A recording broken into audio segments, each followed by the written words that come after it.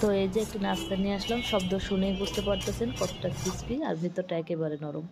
তো আমি এখানে ডিম সিদ্ধ করে নিয়েছি, কিছু পনির কেটে নিয়ে ঝুরি করে কেটে নিয়েছি, আপনারা চিজ দিতে পারেন, আমার হাতের কাছে যেটা ছিল সেটাই দিয়েছি।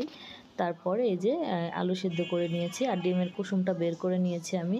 পেঁয়াজ মরিচের সাথে কিছু মশলা দিয়ে দিলাম, জিরার গুঁড়ো, গোলমরিচের গুঁড়ো, শুকনো মরিচের গুঁড়ো এবং একটু চটপটি মশলা দিয়েছি আমি। আর হচ্ছে ব্রেড ক্রাম্বস দিয়ে সব কিছু মেখে নিয়েছি, ডিমের কুসুমটাও এর সাথে মেখে দিয়েছি।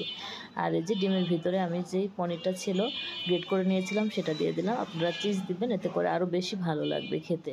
তো আমার ঘরে যেহেতু এটা ছিল সেটাই আমি দিয়েছি। তারপরে যে আলু দিয়ে বলগুলো তৈরি করে নিচ্ছি, চ্যাপটা চ্যাপটা করে আমি খুব বড় রকমের একটা চপ বানিয়ে নিয়েছি। এই যে তারপর এগুলোকে একটু কর্নফ্লাওয়ার, ময়দা, একটু গুঁড়া মরিচ আর হচ্ছে গিয়ে লবণ দিয়ে আমি এই যে এটার মধ্যে ডুবিয়ে তারপরে যে ব্রেড ক্রাম্বস দিয়ে কুড়িয়ে নিয়েছি, কিছুক্ষণ ফ্রিজে রেখে দিয়েছিলাম, তারপর এই যে ভেজে নিয়েছি।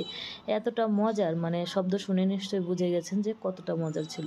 আপনারাও তৈরি করে খাবেন। ভালো লাগলে ভিডিওটি লাইক, কমেন্ট, শেয়ার দিবেন এবং আমার পেজটি ফলো দিয়ে পাশেই থাকবেন।